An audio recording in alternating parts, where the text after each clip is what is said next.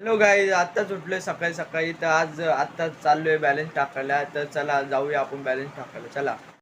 तर बोललो आज गाडीवर जाऊ, तर गाडी पाऊसमुळं गाडी बंद झालेली आहे. तर गाईज फायनली गाडी खपकन वळून लावून दिलेली आहे. तर आता पायी जायला लागेल आपल्याला रिचार्ज टाकायला. तर पटापट गाडी लावून घेऊ. तर चला, बाय. तर गाईज पायी चाललो आहे फायनली.